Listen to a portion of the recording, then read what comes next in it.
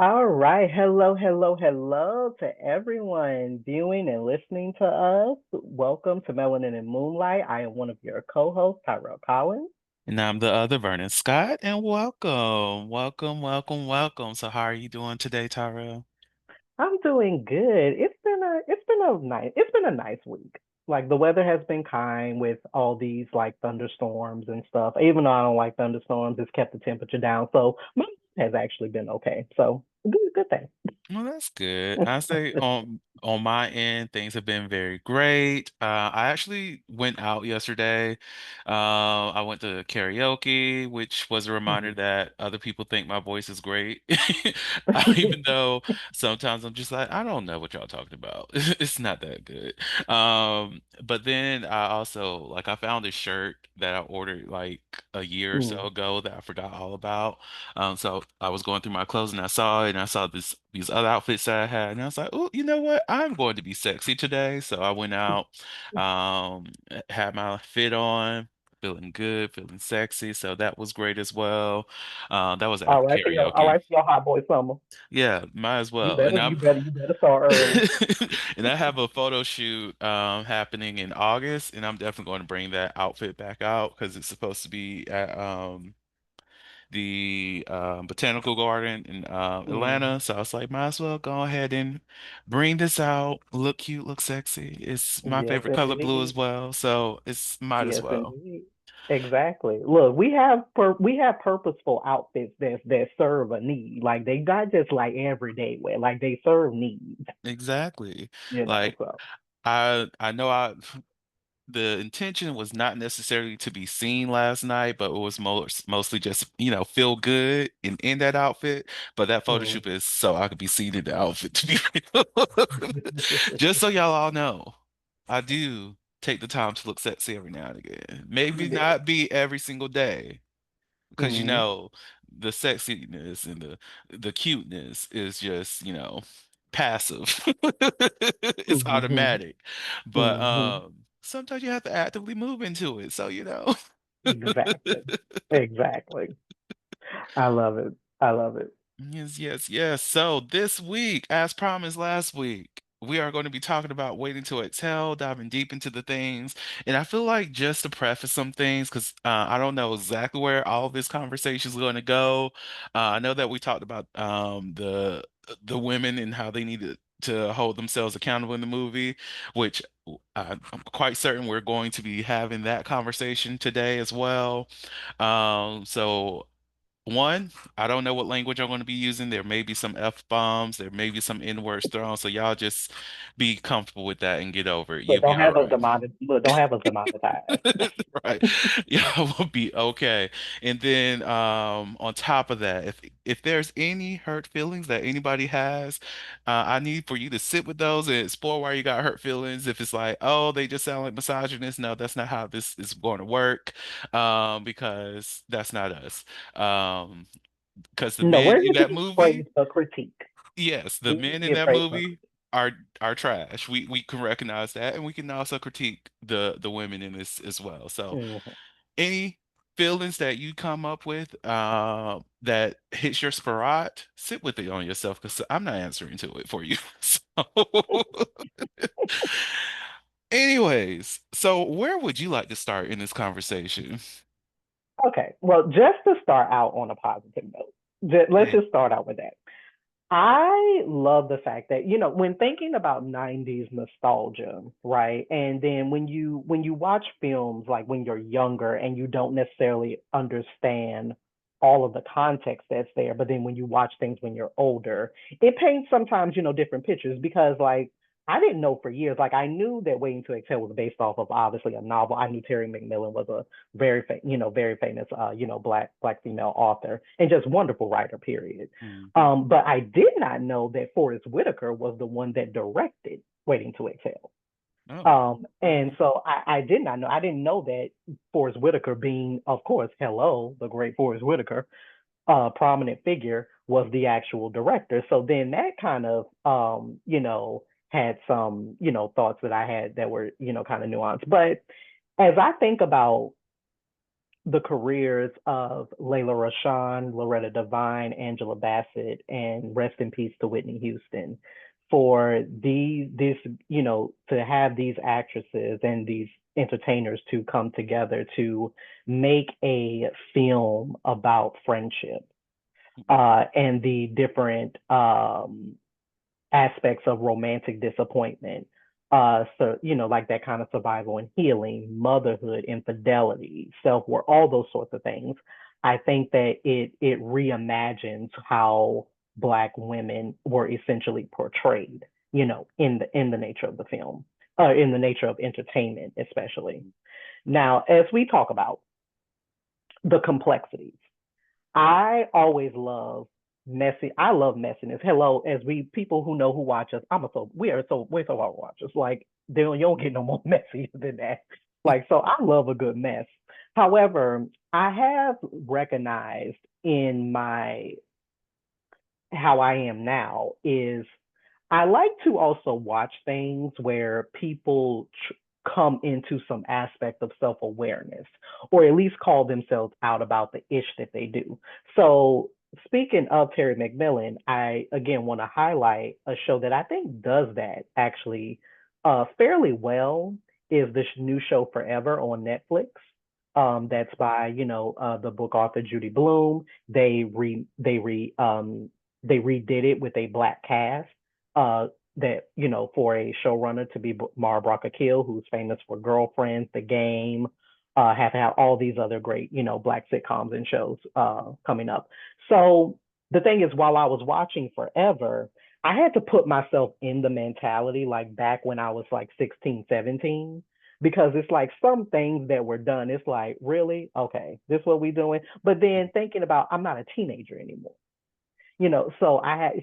Putting myself into certain spaces when I'm watching certain things, I'm like, yeah, okay, that's silly, but so and so is this age. Of course they would do that. Or of course they would think this way. And so moving back to Waiting to Exhale, I think about the fact that when it comes to complexities, especially complexities portraying of Black women, I think that it's one of those that we want to uplift and we want to show the solidarity, a female friendship. However, do we have some work to do when it comes to also our, who we consider to be heroines? We have some work to do about accountability. Mm-hmm. And again, keep the messiness because that's what makes characters complex. I don't want to see a character who does all the right things. That to me, what's the point of watching that? What's the point of watching somebody who does all the right stuff? Like that's virtually impossible. Nor do I want to see that. However, I do want to see some layers of complexity when it comes to accountability.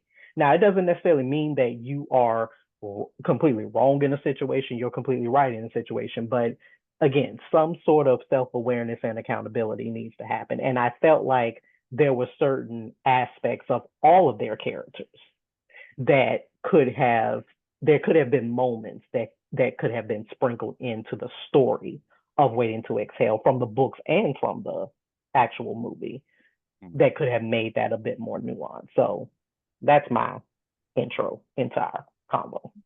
Okay.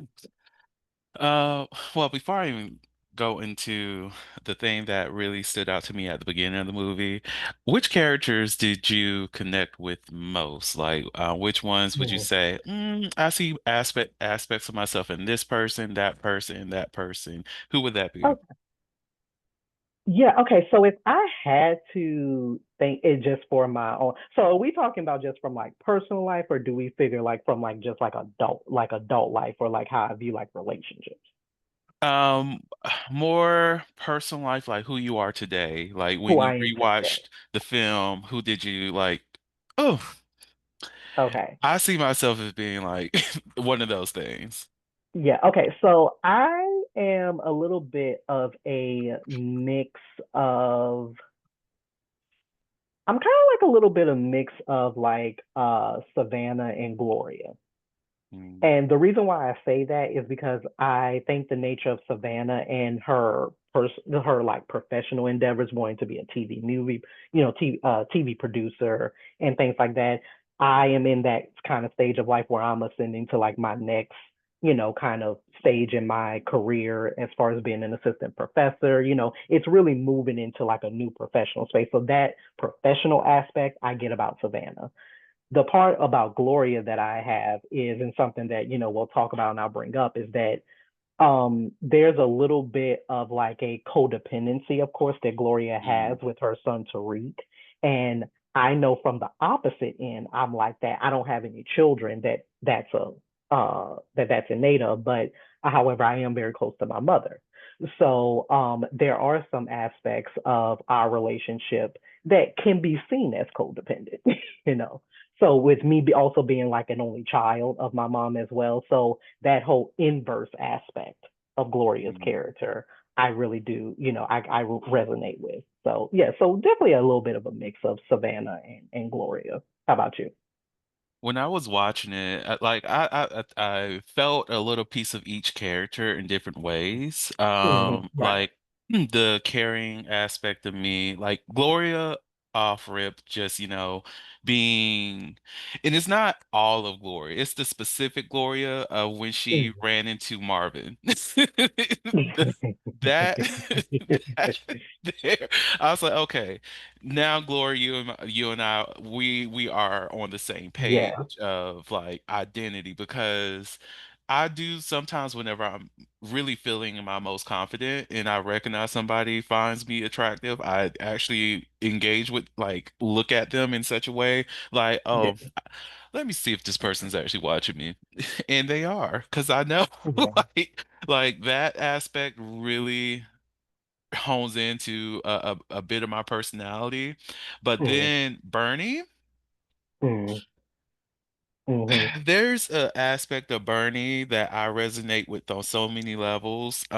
Yeah. Like if I had to choose a character that represents me in totality, it would be Bernie because like, oh, so you decided to fuck me over, so I'm just going to burn it all down. Yeah. Yeah. And it's not Absolutely. even like in a violent way. It's just like you thought that you had this, but I'm going to show you what what the Hmm. truth is No, and and it's bring it kind of to like you. sometimes people bring the pettiness out of you. It's like, look, you call you did this. This is your I, fault. I was sitting here comfortably doing my hair, and you brought me this BS. Yeah. And and you think I should not react? Hmm. You Yeah. think, okay.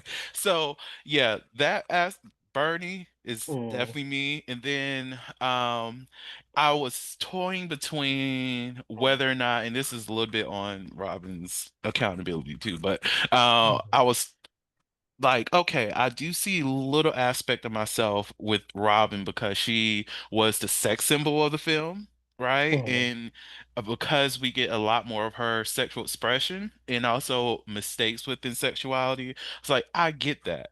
But then I think about Savannah's character and how she engaged with sex, and it was more of an ownership thing rather than Mhm. a settlement kind of framework in comparison. Mhm. So I was like, if I look at it that way, I lean more Savannah. Okay. Um, Mm. and yeah, so Okay. that's where Okay. I'm at. Yeah. Okay. And so I think that that's a great segue to figure. I want to know if like our minds are alike when it comes to this.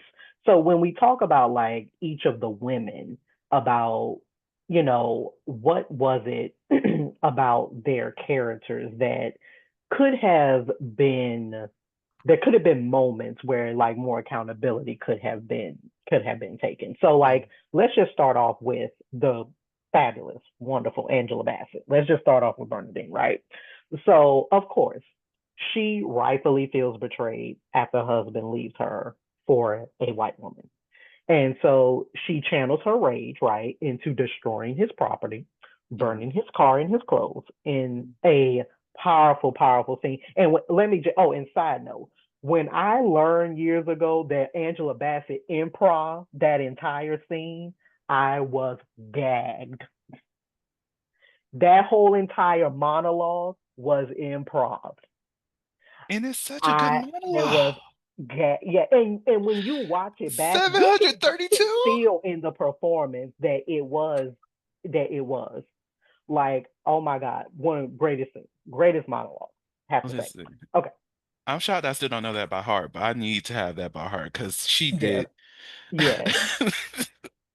Okay. But but that's the thing though. So as great of a scene as it is, I think it also pinpoints what Bernadine's like character problem is. Because even though it resonates for us as a viewer, because we like Bernadine, yeah, burn his stuff. Like, yes, we are with you. I think what it does though, it also is like it doesn't make her reflect about dangerous or destructive behavior as well. Because in a sense, she does to me, at least in my viewing of it, she carries a little bit of like that martyr syndrome. Like believing like, she gave up her dreams entirely for her husband. And but to me, it also reads as it's not like an acknowledgement also that she chose that path, right? And we don't get in the movie itself her acknowledging that maybe there were some like overlooked red flags that were early on because something Hmm. that happens between her and I forget what the guy's name is, Michael Beach's character. um You talking about her husband? yeah. uh Um, his name, I have the cast yeah, pulled up right I, now. What am I doing? yeah, I can't Yeah, remember. John. Yeah, John. Okay. Yeah. So something that happens with her and John is that you really, which I think is also a kind of thing about the film that kind of is a little lackluster. You don't really find out what's gotten them to this point. So when people have been married for some time, like you give the explanation, oh, they're just not happy, or like the love has run out. But we never really truly get an explanation of what was it that got them to this point. Like it's Hmm. like you say, he just comes in and tells her he's leaving her when they're supposed to be on their way to an event. Like, what kind of bullshit is that? And So, again, I'm setting things ablaze. yeah. So that's the thing. But I think that one of her main things that I think Bernadine doesn't take accountability for, which I think a lot of people, men and women, Hmm. but especially I feel like the way that Black women are portrayed specifically is there is this sense of solidarity, there's this sense of empathy because we know in society men can be trifling.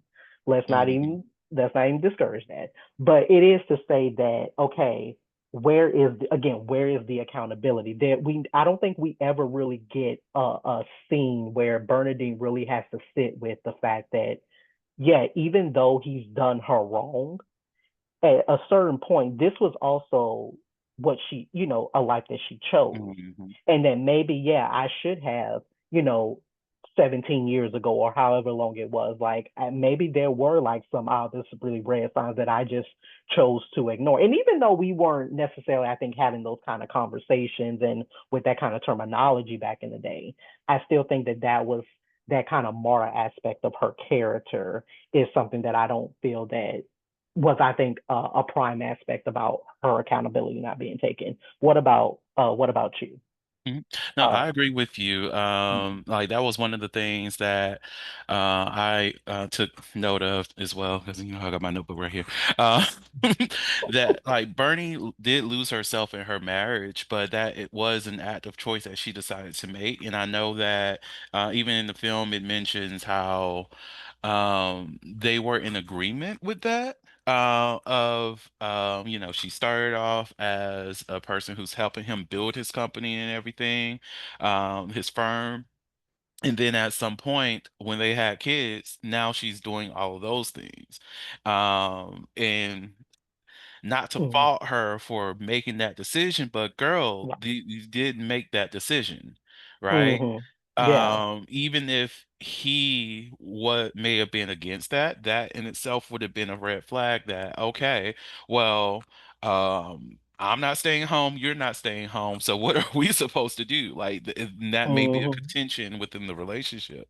But right, just because we choose to avoid the contention by coalescing does not necessarily mean that we are not an active participant in how things developed along the years, right? This is why I always preach to people when it comes to me and my relationships. I believe in agreement and not necessarily sacrificing anything, because with sacrifice you open space for resentment to form. Yeah, And exactly. clearly, Bernie had a lot of resentment because of that decision. It's just that she envisioned her marriage as being a forever thing, and when Hmm. that was just taken from up under on the rug from her, then she had to have that realization that that resentment was still there. Like Hmm. what you mentioned beforehand, we don't know what led up to this moment.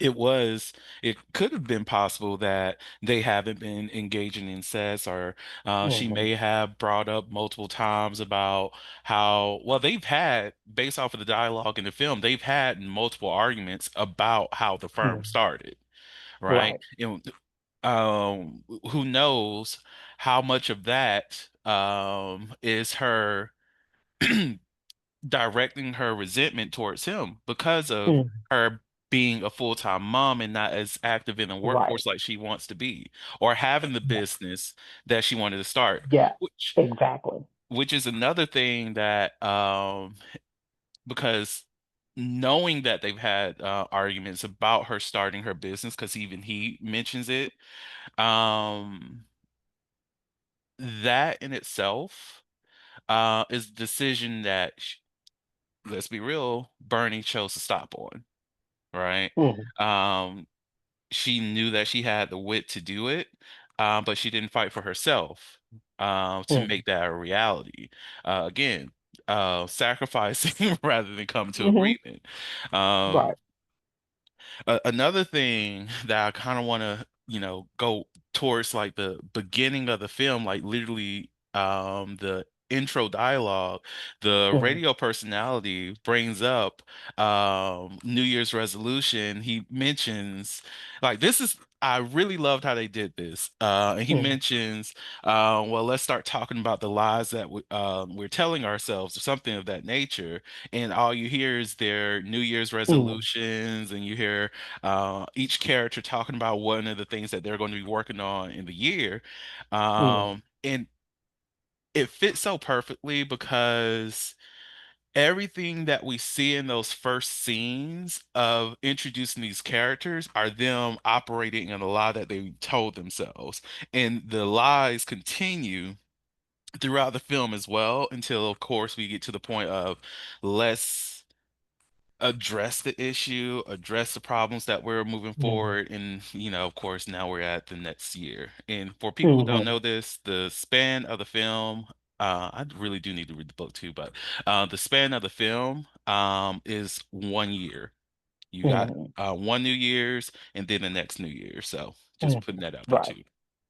Because Yeah. I'm putting that out there because I'm going to be making some references to times when it comes to Gloria. But anyways, But yeah, yeah, no, that's really interesting. And speaking of like the beginning of the film, I think the fact that we open up with Whitney Houston, rest in peace to Whitney Houston, with Savannah. Like Savannah is a Ooh, very Savannah. interesting character because I feel like Savannah is one of like the I think like her one of the things that I think that she has to take accountability for is that she has this moral superiority in a sense. And when Hmm. you attach that to emotional avoidance, it kind of makes it so like it's almost like hypocritical in a way because if you think about her story, like again, she is this successful TV producer who maintains a kind of long-term affair with a married man, the guy Kenneth.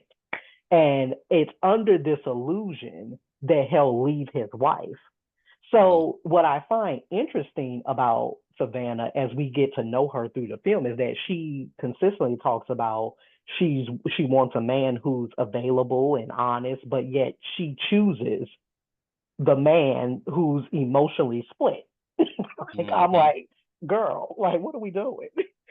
So I think Savannah is a character where she has the tendency to sometimes like look down. Of course, as we all do, like I think in friend groups, like we tend to look down on, like our friends' choices, but she refuses to confront her own kind of emotional dishonesty.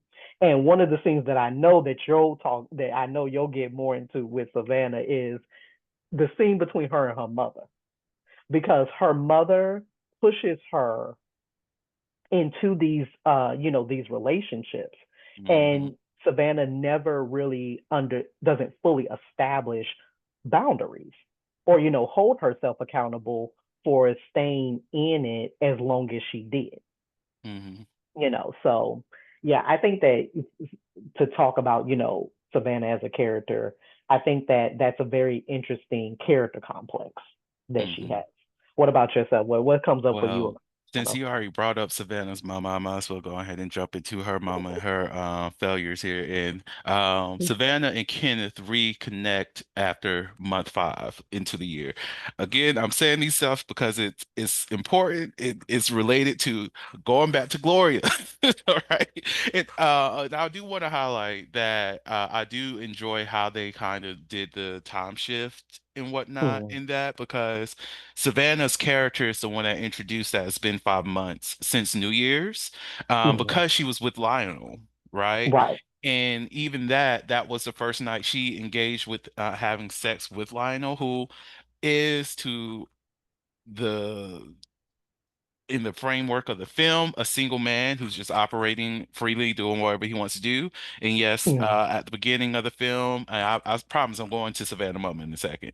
At the beginning of the film, even when Savannah sit down at that table, of course, the audience will not know that she has a man on his way to see her, and also the women at that table didn't recognize that. And it was very mm, intrigued. I was very intrigued by the dialogue that Savannah mm, was giving to herself, because she mm, knew that she had a partner coming, right? mm, However, she mentally is playing a power game mhm, of recognizing that these women feel threatened by her presence because she's seen as somebody who could potentially take their man. And she's mhm, also telling herself, I'm open to doing it. mhm. So Very, very it, powerful. and I really do think that her openness in doing it was her lying to herself as well. Mm, Because I don't, because it shows with the Kim situation that she's mm, not comfortable with being with another person's man. mm, Right? She put yeah. up with it, which I'm putting a lot of that on her mother as well. But she put up Mhm, with that because I put it as her feeling guilt.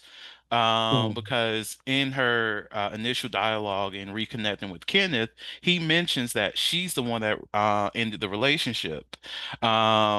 And a part of that is because Kenneth says that she stopped communicating with him, and she flips it mm, on Candace, saying, "Well, you're supposed to be the man in this relationship. You're not communicating with me. You didn't call me. Well, I was about to say text, but they have text back there. But you weren't calling me or anything like that. Planning days to go out on dates." mm, So, since you're not reaching out, I'm not going to put in the work, which, no, girl, if you want to establish this relationship and keep it going, it's a mutual thing. So mm, I yeah. do feel like a little bit of guilt did make her Mm, more open to that and receiving what her mom has already been telling her, that, go ahead and go after Kenneth and blah, blah, blah, blah. Now, mom, you trifling for what you did.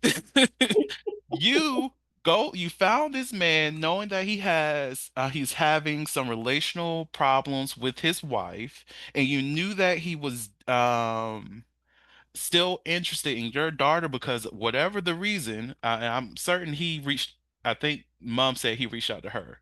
So he found you, and rather you saying, hey, you're in a relationship, you're unavailable. So figure out what you got going on in your marriage, but my daughter, she's not going to, rock that way. But you mhm, so thirsty for your daughter to be with the man that you literally sent a married mhm, man to continue to pursue your daughter, and you call your daughter to even grease it up a little bit more. mhm. Now, Miss Savannah's mom, come into the room because we need to talk to you. yes, one of my favorite Mama. lines is, "That's a good man, Savannah." And damn well, he may be a good man, but he's not a good man to his wife, his daughter, or Savannah. Yeah, it's like two things, and that's one of those cases where multiple things can be true.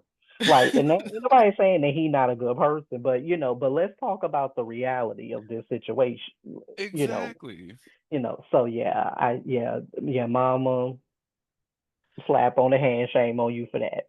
Shame on you. And to to be have a little bit of fairness to mom, she did not know that Savannah was out here hooking up with Kenneth this entire time. And I True. feel like part of that was because she didn't want to give her mom the win, but I also Mm, think a good portion of that was because Savannah wanted self-preservation just in case things didn't work out. true. And luckily, Robin put some sense into her behind, and then she realized, okay, I probably should go ahead and let this go. Right. Well, speaking of Robin, for as many times as I've watched Waiting to Exhale, Robin for me, like I love like the sensuality and sexual like expression of Robin. But Hmm. I think out of all four of them, Robin to me is like in my honest opinion, my least kind of one I connect to the most. And Hmm. it's only because I feel like Robin is that kind of character where she repeats harmful patterns where uses men for validation. So it's Hmm. kind of like as we see like a pattern with Robin in the film is that she will often date men who are very emotionally unavailable, controlling in some senses, and dishonest. But yet she continues these relationships even when she knows better.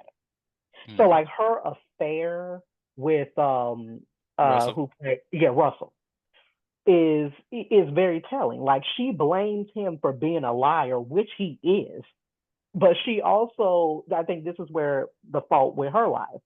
She also really ignores her own complicity, right? In continuing a relationship with someone she already knows is not fully available. Hmm. So it's like for me, she also, the way her sexuality plays into that is that she uses sex as a tool to earn like commitment. So she feels like, oh, okay, if I use my sensuality, like, of course, we know women, they have that Hmm. gravitas to them. I mean, it's a woman. She figures if I use that, then that's going to get me the commitment. But she doesn't confront her own sort of kind of like low self worth in a sense that Hmm. drives her into these repeated patterns that she has. So I'm like, girl, Robin, like, that Hmm. anytime you giving Savannah this is that classic case of when you have a friend who gives the advice but can't take it. Exactly. Like, and she did end up taking it, but I will say Savannah is one of those people whose sexuality is her superpower, and she doesn't know how to exist outside of that, and Yeah. even find her strength in other avenues. Like we know in the workroom, in her at her job, she's that bitch. She is running the meeting. She is getting the things done. Like even when she was in the beauty shop, she was like, "Oh, I can be away from the office and still get my coin." Mm-hmm. Right? Mm-hmm. So she has that confidence in the things that she do. However, I guess it's her weakness and superpower at the same time Mm-hmm. because she's not strong until she has the person under control of her sex, right? Mm-hmm. And even like the one of the things I noted is that Robin starts off as a superficial character. And she's only like within her relationship with Michael. This is a person that she wasn't really into. Mm-hmm. She did not really want to engage in sex with this man. And she in turn settled because this was a just based off of like we can extend this, but just based off of the framework of the film, don't know what happens before, don't know what happens well, we do know what happens after, but we don't know what happens before. But this man could have very well been the first person to ever ask her what she wanted. And Mm-hmm. because of that, she gave even more power to him Hmm. to the point that just because he corrected her on one thing related to the job, she felt some type of way and had to cut him off. Yeah, and mind you, and this is one of the ones where I'm like, I'm glad the man got the plus check in the movie. I love the scene when they in the club and he shows up with the other woman and gag Robin to her Listen, face. listen. I was like, listen, Robin, I love you, girl, but it's like you deserve to be gagged in that moment with your And did because draw on the floor. what are we doing here? And I get, and then to use like his size and all that, that his sex wasn't that good, but girl, Mm, you chose to be in that relationship with the man.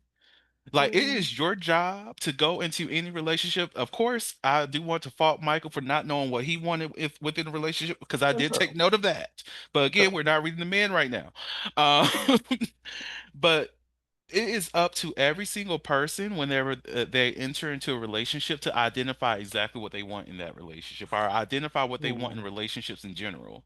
So because you waited till this one man to ask you what you want and you finally got to verbalize that and he was willing to give that to you, you sacrifice all other things.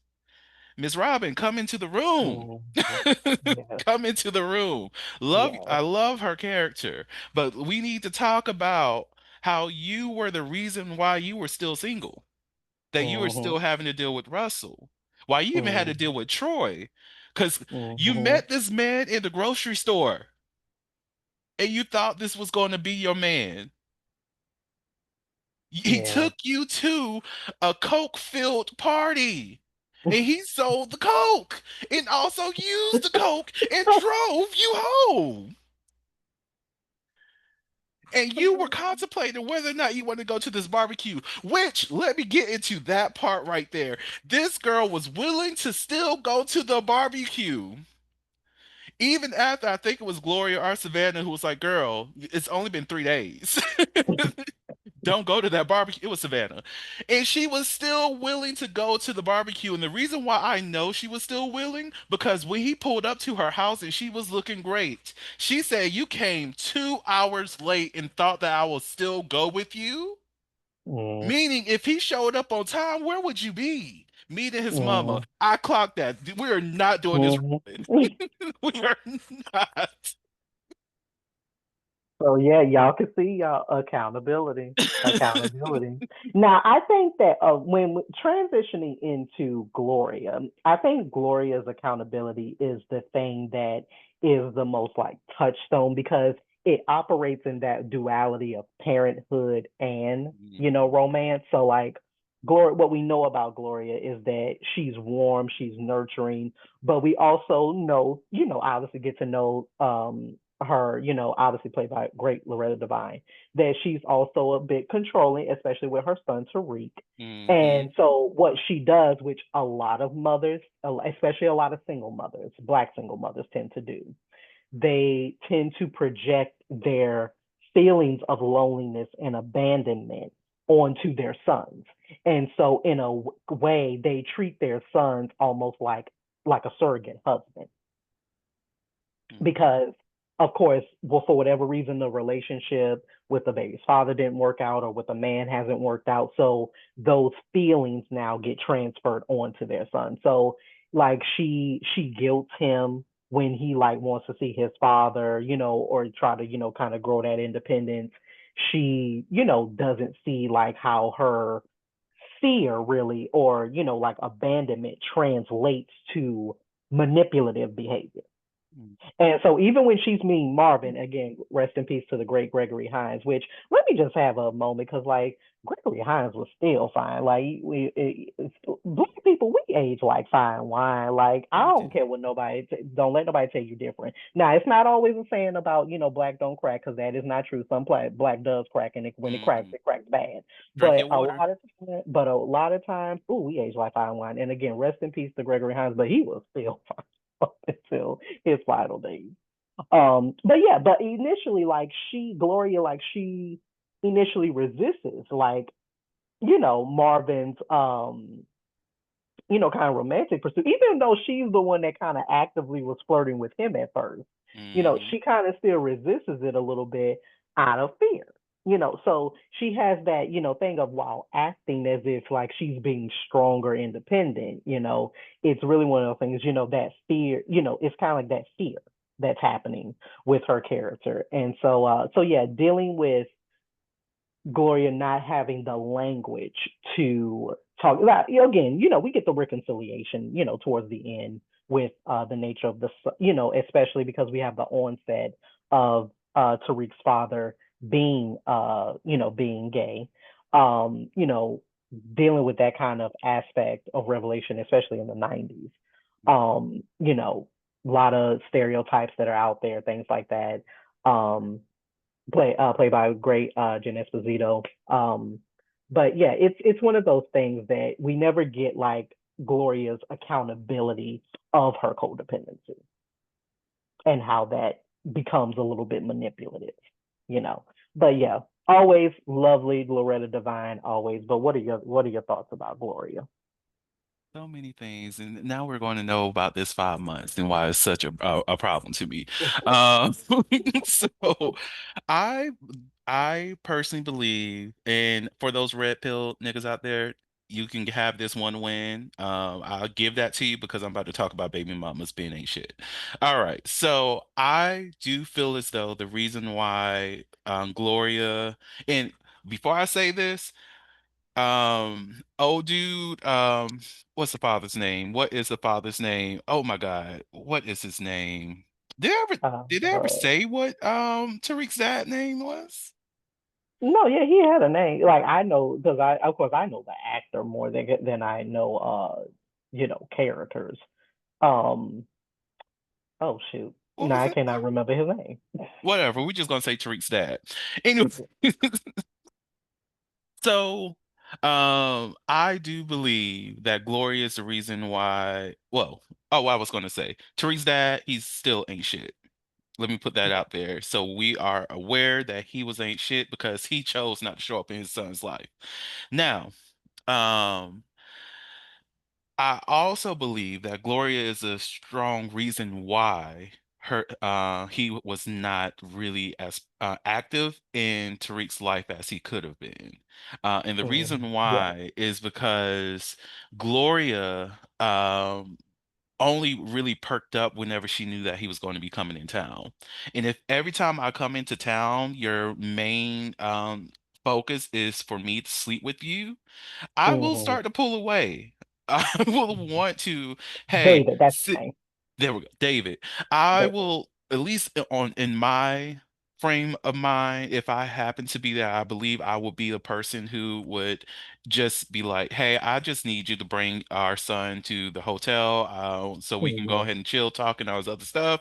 And I don't Yeah. want to come into your house, okay? I Hmm. need you to leave that there, leave me out here. We don't need to interact like that. Like, I'm here for Right. my son, not for whatever you got going on." Now, mind you, Gloria has been on a 10-year dry spell. And the reason we know this is because they talked about it on her birthday. She has not had sex in 10 years. And the last person she had sex with was her ex-boyfriend or husband, whatever their relationship dynamic was, Tariq's daddy. Right? So she hasn't had sex with the man in like 10 years. Right? Now, to go into why this 5 months is important. Tariq's dad was coming to town the Tuesday after New Year's. He was coming to town the Tuesday after New Year's. He comes into town. Of course, Gloria sees David and he's like, "Oh, where's my son? Like, he's supposed to be here." And she's like, "Oh," tells me because she said that he's not going to be in today, but he will be here tomorrow. Meaning, either, well, that either came on a Monday or he actually Mm. did come on that Tuesday and Tariq was just like, I'm not fooling with it. So somebody's lying here. Mm. Why is he expecting to see Tariq and he's not informed that his dad is actually here and you trying to get him into the bed? There's a Mm. problem here. And then what we learned in this situation is that Tariq's father is he felt as though he's bisexual all these years prior to all of this going on, but he's learned that he's a gay man. And he Hmm. tells her, it's like the reason why I couldn't get it up last time that I showed up here and I stayed here was because I just don't like women. Cool, Hmm. whatever.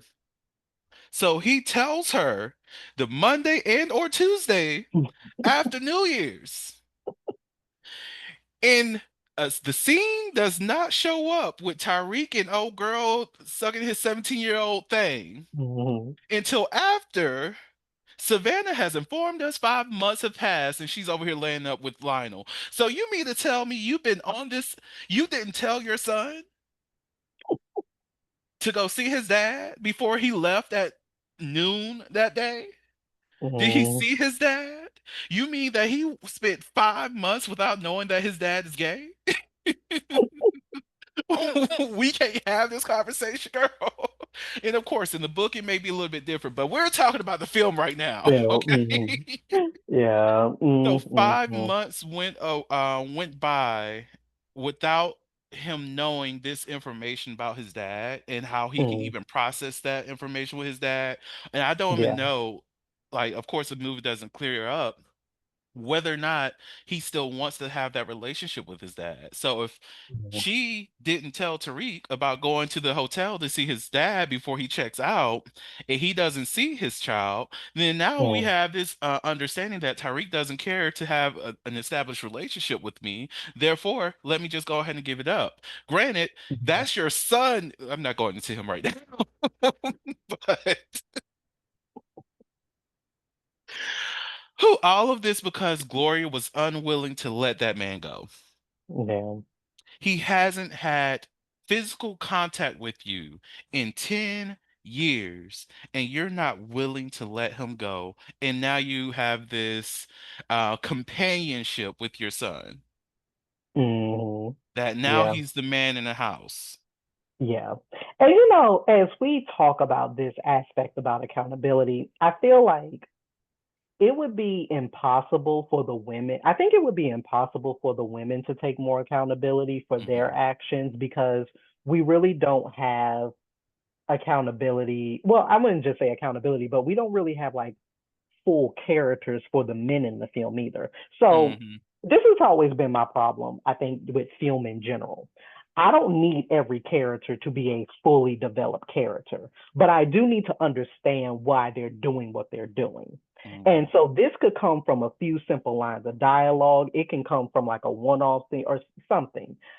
So I felt like, you know, I don't lean towards the aspect like some people hate the film Waiting to Exhale because they feel like it's like a just a degradation of men. I don't feel like that. I think that these are real stories, these are real complex, aspects. However, do have some sort of like very cartoonishy kind of aspects to the men instead of giving them a little bit more emotional complexity.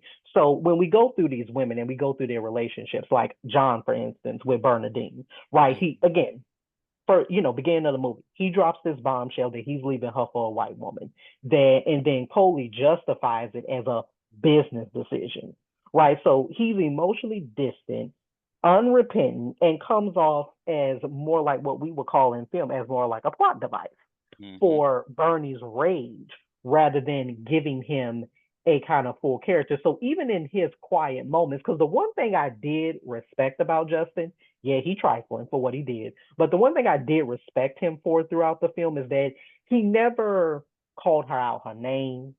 He never like went at her, like yelling in front of the kids and things like that. Now you could say maybe because he know he done wrong, so he's like, he just gonna let her be in a rage. But Hmm. I do kind of respect that about his character. Like even though we don't get much from him, yeah, the things that he did is dirty. It ain't right. But Hmm. I do like how he's not like outwardly antagonistic towards her, even after. But even still, like with the other men, Russell, right? Russell smug, manipulative, full of empty promises. And again, just another trope of deceitful serving man. But there's nothing really else do we get like a perspective from him. Maybe he's dealing what he's dealing with Robin because he's in the same place that she is, or in a like place. Same thing with Kenneth. He's portrayed or eventually portrayed as this kind of spineless, two-faced guy. We hear little about his really internal struggle with the fact of Mhm. what's actually going on with the nature of his marriage, if anything. So all we get is the women, we get their perspectives about what's being done to them. And so what's being done to them is showcasing that, these black men, they unreliable, they selfish, they emotionally unavailable, they unfaithful, all these kind of things. And I just feel like when you have these kind of aspects in movies of like the trash men device, you're writing from a perspective that is you're trying to prove the woman's point. But in trying to prove the woman's point, you're not actually getting into the emotional complexity that comes from telling a kind of more counterbalanced story. We can still agree with the women and be on their side, but we still need to understand why these things are happening, not just what's being done to them, you know. No, So that's my thing. no, I agree with you. And while we're on the black men here, and also I want to highlight James in a second too, because I feel like him as Sure. being a very important plot device, and especially the relationship that he had, Mm, with it being a white woman and the mm, two narratives that come from that. But one of the things that really stood out to me, was the Troy character, mm, because he mentioned something about, because of course he's being degradatious towards Robin because of her, breaking up with them, leaving all this other stuff, and kind of gets a little bit violent with him throwing oranges, all that other stuff. But and we all love the line, "You raggedy bitch." We love it, right?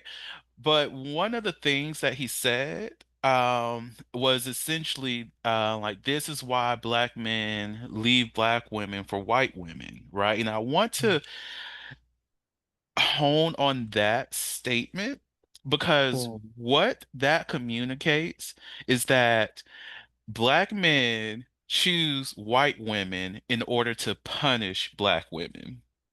mm, And I just found that very fascinating. Um, mm, because if you really think about it, if we look at a broader narrative and take it outside of just the film itself, if in the common trope or the common thing that people say about why they're interested in white women is because, oh, the black women wasn't coming after me, the black women weren't checking for me, oh, I was too weird there, it's because I like anime and blah blah blah blah blah blah, all the different things of communicating that the black woman wasn't really the person that's looking for them.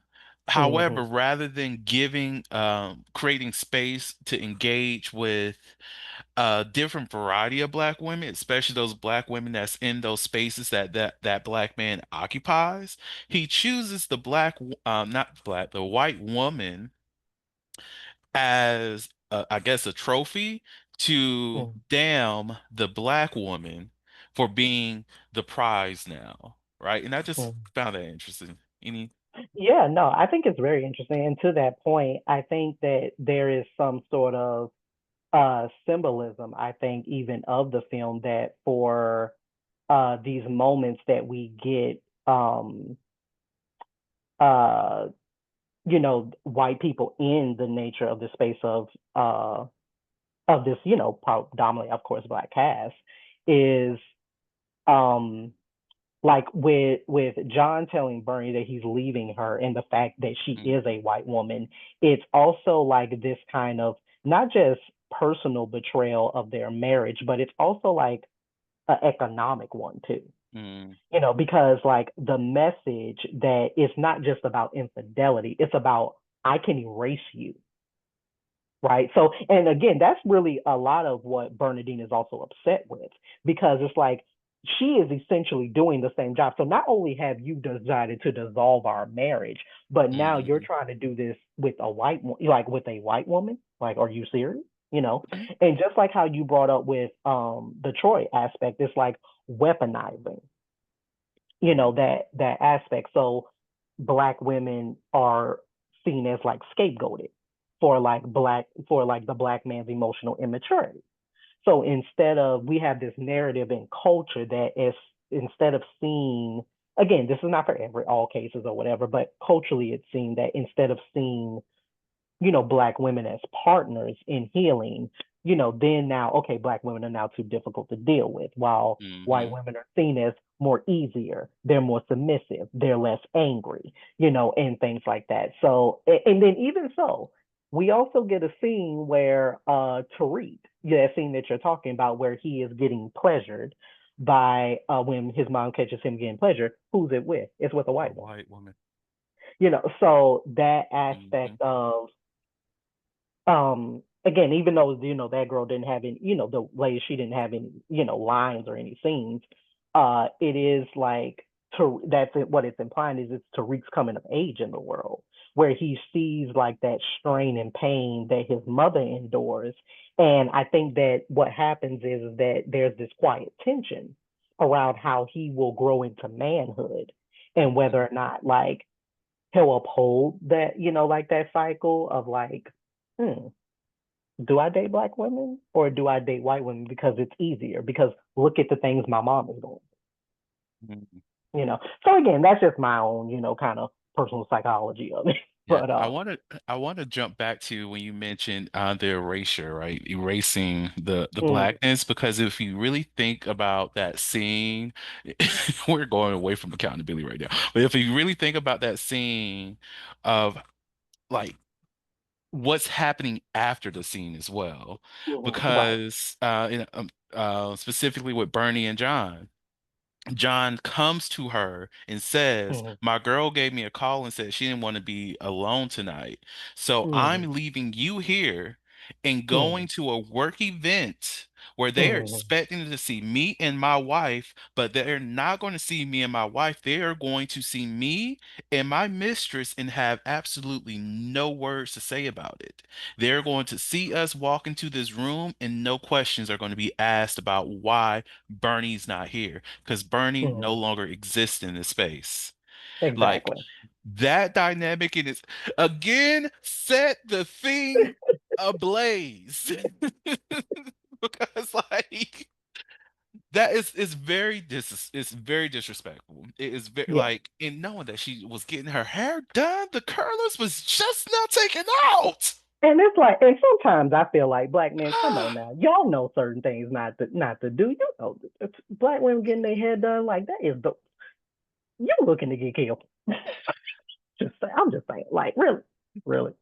Ablaze. And again, there's so many bad things we could say about the Mm, men in this film. And the great thing to go back to why I even brought up the Bernie and James situation is because yes, James is dating a white woman, but he's not dating a white woman because of status, unlike with John, because mm, John, if in the monologue that Bernie does.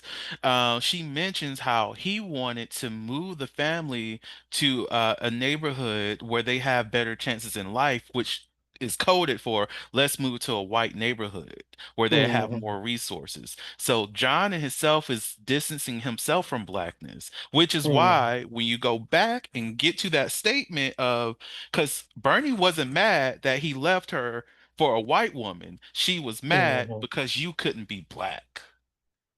Yeah, yeah. She And I made that think what, statement.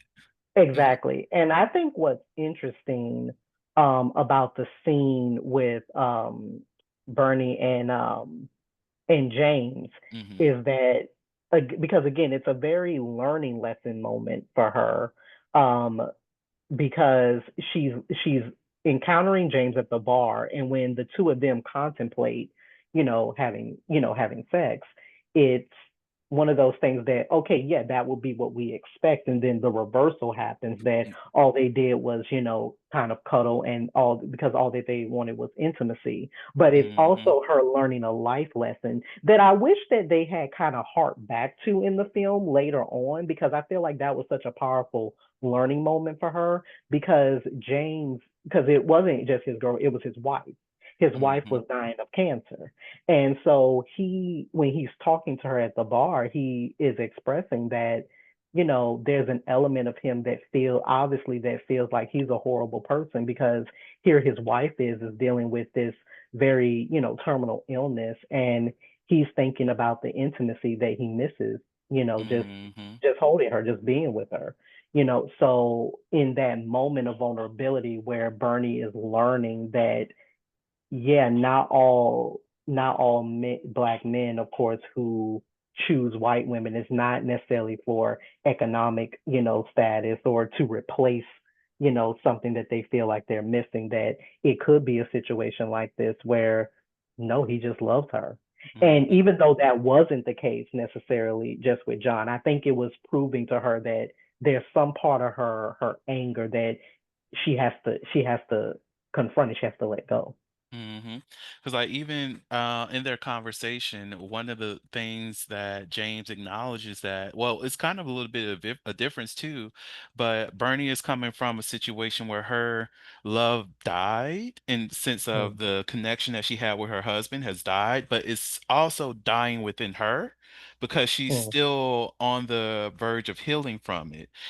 mm, However, with James, he's in a situation where his love is truly dying in person, and the mm, as that fades away, yes, he still has that strong connection with her, but mm. it's still dying in a sense as well. Yeah. And I loved how in the letter he mentioned that he's now operating in two spaces where he had a perfect moment of love with Mm, Bernie while mm. also holding space for his current Yeah. wife as she's dying too, to Yes. show that one, black love can still happen, right? Mm, That yeah. there is still a possibility for Bernie to find that, because even Mm-hmm. if like she can write back to James or she cannot, but Right. regardless of what she decides, and I'm on the mindset of her not doing that because I think they just need to have that one perfect moment, but Mm-hmm. regardless, they will have that shared experience of knowing that Mm-hmm. love still exists even in the most finite of Exactly. ways. Even if you don't expect it to come, it can still show up for you, Exactly. which was a healing moment for her, and that was very much so needed. And to Exactly. go back to a little bit of accountability, I have not forgot about you, Bernie, with choosing to actively go after that married man, but I also understand a hurt heart. So I give you a little leeway, but you know what you was doing.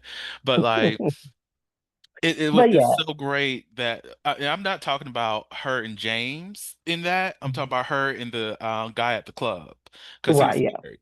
But the dynamic with her and James is just so perfect, and it was needed for Bernie's character to develop, Mm, because yeah. otherwise she would not have been willing to have her exhale moment or even Mm, to begin to let go of that hurt that mm-hmm. John has brought into her existence. Exactly. Exactly. So yeah, I mean, and although I'm glad we were able to, discuss and talk about this, Waiting to Exhale again is a master film. It's one of like the films like for the culture, Mhm. and so many, and like I say, I watch a lot of like YouTube reaction videos. So it's interesting to, see like new generations like go back to like 80s, 90s movies and stuff like that, and react to them and stuff, and critique them, pick them apart. And so, but like I say, what I love most about TV and film and any type of production or anything like that is that these kind of conversations are nuanced. We watch very imperfectly perfect people, and that is what great storytelling is. Like I say, I don't want to watch a story that, oh my God, everybody, this person just does all the right things. It's like, okay, that's not interesting, to watch. But yeah, I'm glad that we're able to have these kind of conversations where, yeah, we can love these women, love the story, and then still call out things that it's like, Yeah, girl, that really this is what we did. So to transition from that for the last topic we'll get into for tonight, we just want to say out there, of course, it's officially by the time this post, it will be officially, we're officially in Pride Month. So happy Pride to everybody.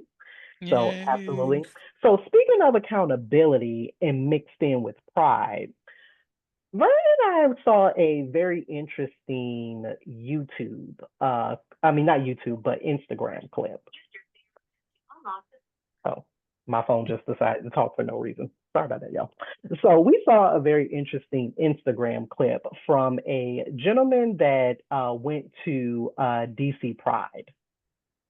And the message, yeah, was definitely did not take any accountability. So just to give a little bit of context, so of course DC Pride is very big, obviously especially in the Black queer community, and so a lot of people show up, attend workshops, party, all those great things. So there was a guy that we saw this clip from Gay magazine on Instagram, and so he makes this post that is saying that basically his comments were, he starts out the video by saying like, oh, the gays are not you know, beating the hypersexual allegations. He was at DC Pride this weekend. And he was like, yeah, I had a very shot to my confidence. It's very, painful to watch, like your friends talk to other guys, get numbers, swap Instagrams. And then there's like him, who's like more of like the wingman. He's like in the background and like no one's like approaching him. And so he then goes into saying about how, oh, well, I think the reason for this is because I give off husband vibes and not lustful freak party vibes. So there won't, so in essence, he feels like because I give off husband vibes in a environment like DC Pride, oh yeah, there won't be many people, he relates to because you attract the same energy you put out. Now, when I saw this clip initially, and I sent it to and I sent it to Vernon, I was like, yeah, I'm very like heated about this because this is one of those main conversations that we see across all types of social media where people think that they're giving, like positive messaging, and it's really harmful in a lot of ways. So I wanted to start off by saying that again, acknowledging what this gentleman had to say. He's feeling unseen, undesired during Pride, right? So when he goes into like feeling like the background character, like the wingman, talking about loneliness, trying to get into this comparison, pride being something that, when you're in an environment like that, it can amplify like that hypersexual energy, the whole thing about the husband vibe, okay, yeah, take that for what it is on the surface. My problem came with the fact of the phrase. I think the problem with the phrase of not beating hypersexual allegations, so is to say that, okay, we're offering a homophobic critique that an event like this is overly sexual, it's promiscuous, and it's deviant. And by you situating yourself in the other, even though this may not have been your intent, it gives off like, oh, okay, I'm better. I'm actually better than that. And I thought what was one of the most jarring things was when he was saying that, I give off husband vibes, not lustful freak vibes, as to say like there were not couples, as to say they were not married people, as to say like they were not families and stuff, other people that were there enjoying pride. And if nobody's coming up and talking to you, have you ever stopped to think that maybe it's because of something you're not doing as well? Like, in order for people to talk to you, you also have to be approachable. Mhm. So again, as we talk about accountability, you're trying to put a sympathetic message out there, but it's not covering any type of accountability as well. So to know, like from that clip, like what did you take away from that clip, or how did you really perceive that clip? So To start off, I want to thank the Lord for bringing him into a body that's not a plus size man. The reason why, because if that small bit of rejection was too much for you, I can only imagine how you will feel to be somebody who is already listed as being the undeserving Mhm. within the queer Mhm. community.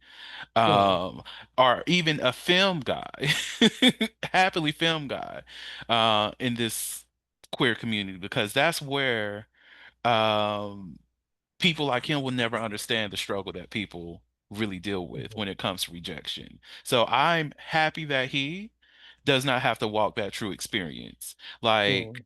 I get feeling rejected. That's real. I get how that can trigger an insecurity that you may have within yourself because now you're getting a taste of what it may be like for someone who's considered undesirable.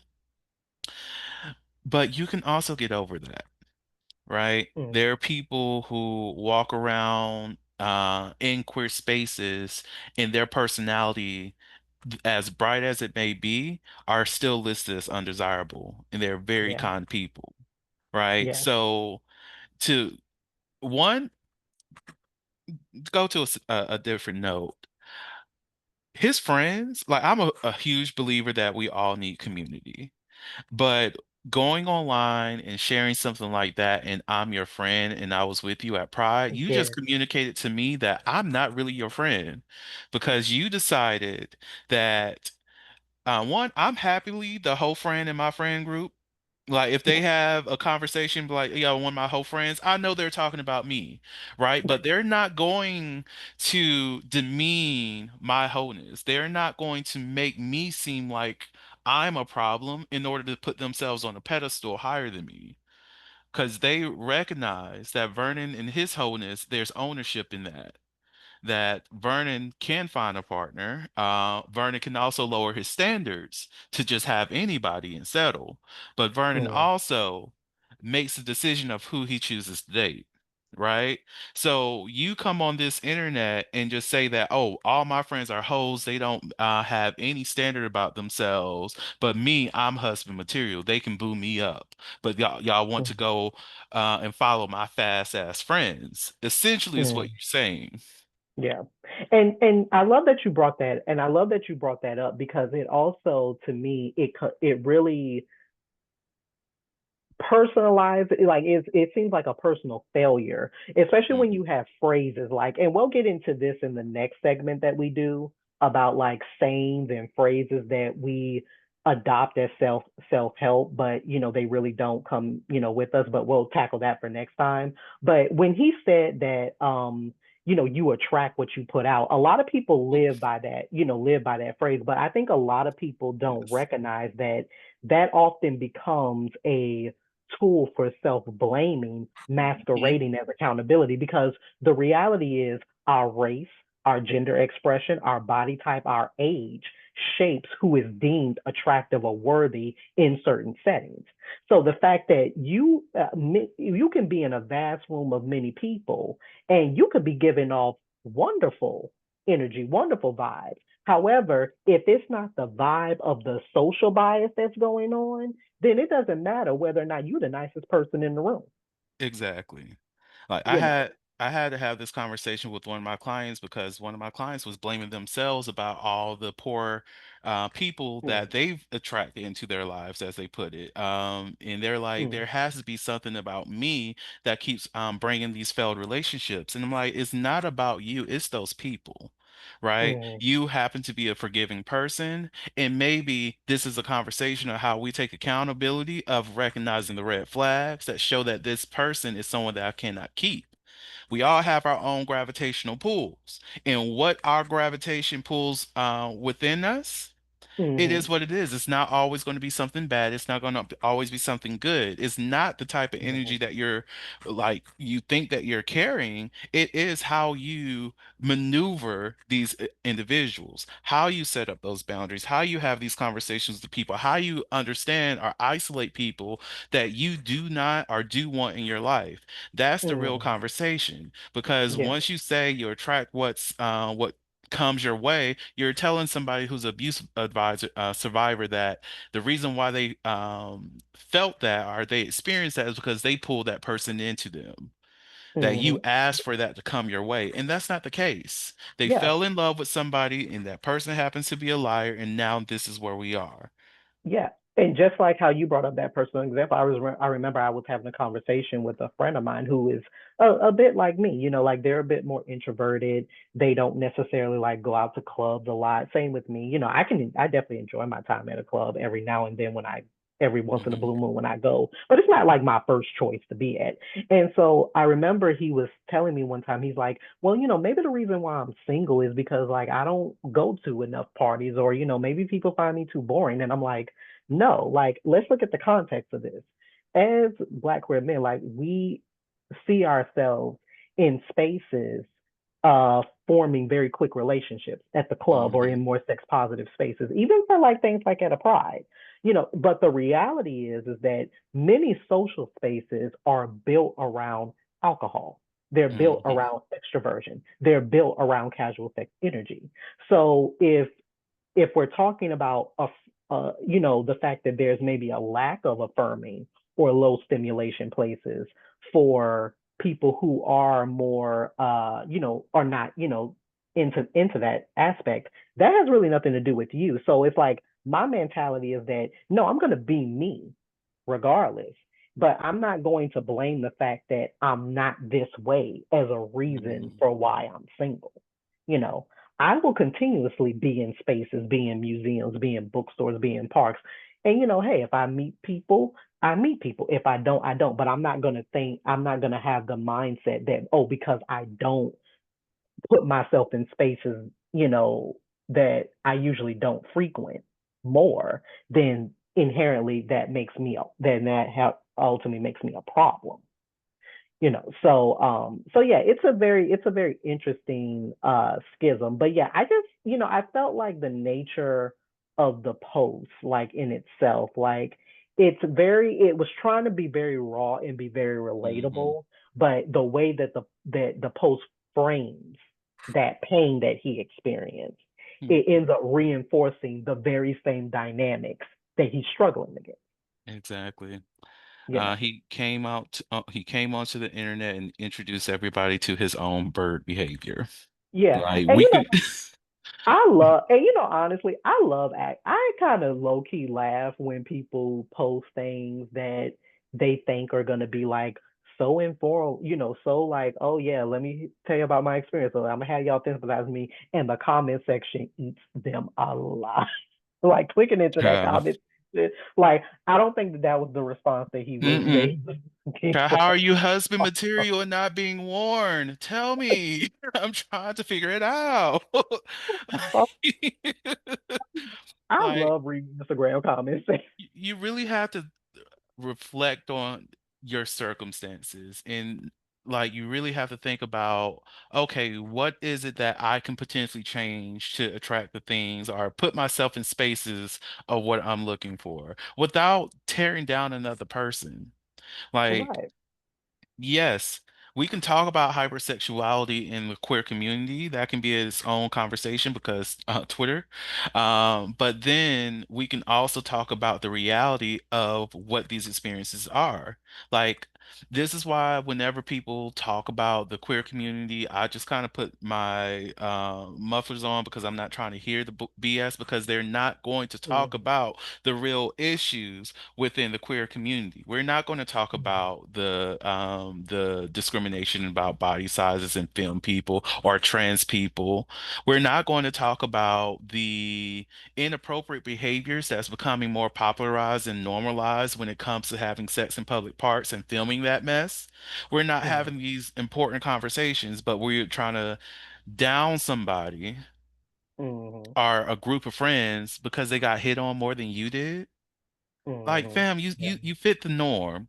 Just go to a random party. Somebody's going to hit on you. Or if you going up in there with the attitude, people are just going to be like, "Oh, this person may have a lot going on, and they're just probably not going to talk to you because they don't want to ruin their own day by saying something incorrectly to you." Exactly. And my thing is, what I didn't really understand ultimately about the post, I was like, then what were you expecting? Like, of course, when you're at a pride, no, obviously, yeah, it may be a little bit of a hypersexual energy here and there, but I'm like, if you're attending, because mind you, now I've never necessarily been to a pride, so I can't speak from like Hmm. personal experience, but I would think that if you're going to a pride and you're going to like different parties or different festivals, it's a celebration, you're Hmm. celebrating, you are going to very much be in like hypersexual environments, even if you're not participating in like, like those kind of activities or whatever, it's kind of like, yeah, but you still have the autonomy. Like you're still in control about what it is that you do or don't do.